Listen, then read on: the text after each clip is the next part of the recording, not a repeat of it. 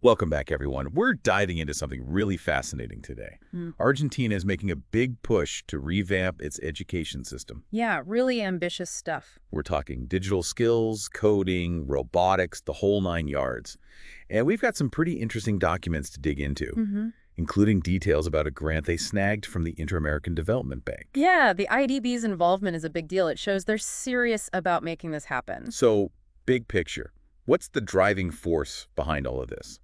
Why is Argentina going all in on this digital education push? Well, they're facing a challenge a lot of countries are dealing with, right? How to make sure their students are ready for a world that's increasingly driven by technology. Right, it's not enough to just know how to use a computer anymore. Exactly. The goal here is to give every student in Argentina from ages 4 to 17 those digital skills they'll need to succeed. And not just basic computer skills. We're talking critical thinking, problem solving, the kind of skills that are in high demand no matter what field you go into. So it's about teaching kids to think like programmers, even if they don't end up as programmers. Exactly. It's about those transferable skills that are valuable across the board, whether they're going into business or healthcare or the arts. Those problem-solving skills are essential. Okay, that makes sense. But this is a massive undertaking, to say the least. Where did they even begin? Well, a major turning point was the launch of Plan Aprender Conectados back in 2018. This plan really lays the groundwork for bringing digital literacy, programming, and robotics into the national curriculum. So this wasn't just some vague idea, they actually put a plan in motion. Absolutely. And it's not just a bunch of guidelines either. They've got a very specific framework called the Núcleos de Aprendizajes Prioritarios, or NAP for short. NIP. Okay, break that down for me. Sure, it's basically like a blueprint outlining the essential knowledge and skills students need to acquire at each level of education. Ah, so it's a roadmap for ensuring all schools across the country are teaching the same essential stuff. Precisely. And within that NAP, there's a whole section dedicated to digital education, programming, and robotics. That's where they really get into the specifics of what students should be learning, from basic coding to more advanced topics like robotics and AI. Okay, so we've got the plan, we've got the curriculum framework. Now, how does all of this actually translate into real changes in schools? Well, that's where things get really interesting and challenging. Yeah, I can imagine. The documents we've been looking at highlight some of those hurdles. One of the big ones is teacher training. How do you get teachers, many of whom maybe didn't grow up with all this technology, ready to teach these new subjects? That's a huge hurdle. It is. Yeah. And then there's the issue of resources, right? Making sure that all schools, especially those in rural or under-resourced areas, have the computers, the internet access, everything they need. It's like a massive logistical puzzle. It really is. And they're on a tight timeline, too. The provinces have only got 2 years to fully integrate the NAP into their curricula. Wow, 2 years. That's not a lot of time to overhaul an entire education system. It sounds like they're going to need a lot of support to make this happen. They do. And that's where the Inter-American Development Bank, the IDB, comes in. They've provided a substantial grant to help Argentina with this project. Okay, let's talk about that grant. How much are we talking about here? And what exactly will it be used for? The IDB grant is for US $200,000, and it's going to support 2 key parts of the project. First off, they need to gather data. Makes sense. Get a clear picture of the current situation. Exactly. They need to understand where things stand with the digital education across the country, figure out the strengths, the weaknesses, the gaps. This data is crucial for developing those support programs we talked about. So it's like taking stock of the inventory before you start building, right? What's the second component? Well, the second component is all about providing tailored support to provinces as they implement the NAP.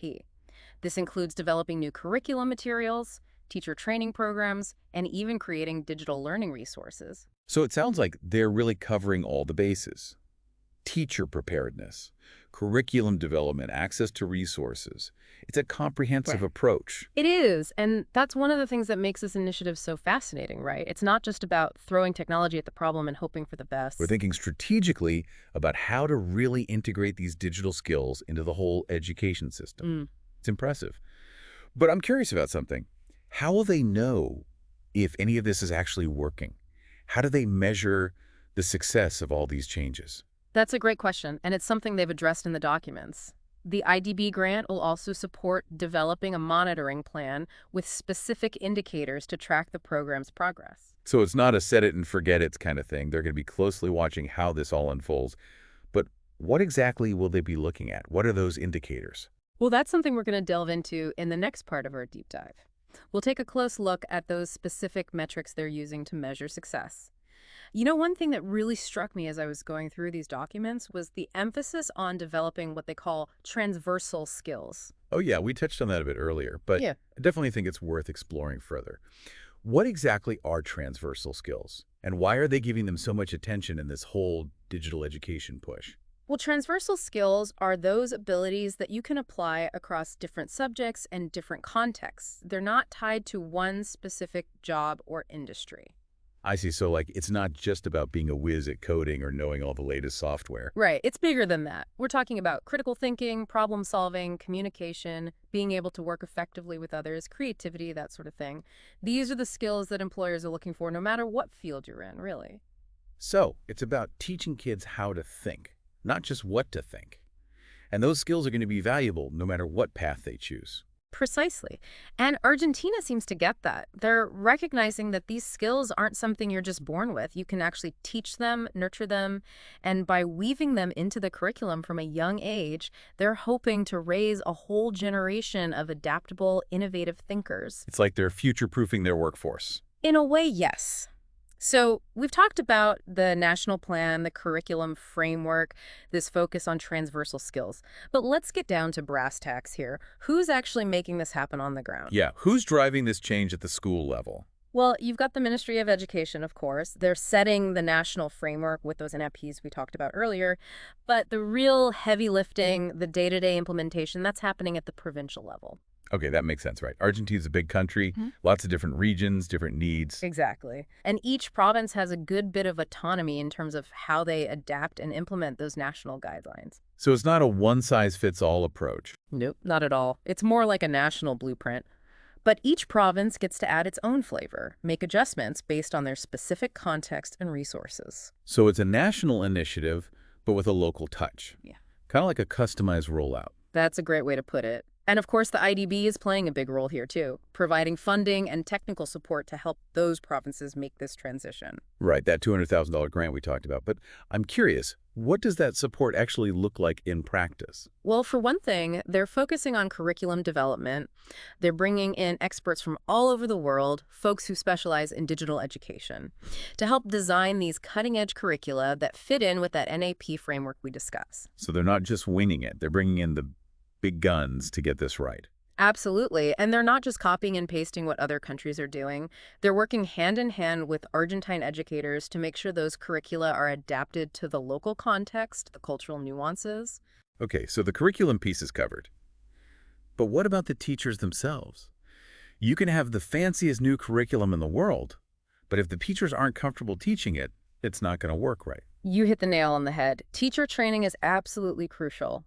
And it's a major focus of that IDB grant. They're using a bunch of different approaches, in-person workshops, online training modules, even creating these virtual communities where teachers can connect with each other and share ideas. So they're trying to make the training as accessible and flexible as possible. Exactly. And it's not just about teaching them the technical stuff either, how to code, how to build a robot. It's also about helping them develop these new ways of teaching, approaches that emphasize hands-on learning, working together, problem solving. It's like they're retraining teachers to be guides on the side rather than just lecturers at the front of the classroom. And a whole new way of thinking about teaching. It is. And the documents we've been looking at, they really stress the importance of creating a supportive environment for teachers, giving them the tools and resources they need to feel confident making this transition. Yeah, you can't just throw them the deep end and expect them to swim, right? Exactly. Okay, so we've talked a lot about the nuts and bolts of this program. The curriculum, the teacher training, the whole implementation process. But let's step back for a second and think about the big picture again. How are they actually measuring the impact of all these changes? How do they know if it's working?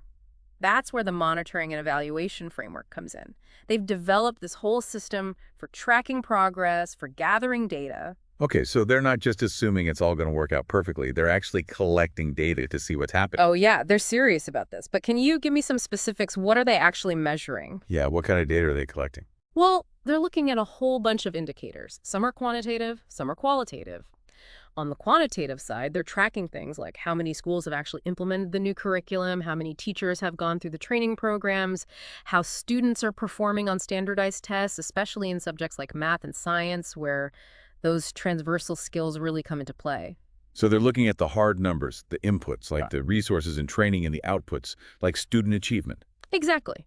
But they're also gathering qualitative data, through surveys, focus groups, classroom observations, that kind of thing. To get a more nuanced picture of what's happening. Right. This qualitative data helps them understand how teachers are actually using the new curriculum, how students are reacting to it, what's working well, what challenges they're running into. It's all about getting a deeper understanding of the real-world experience.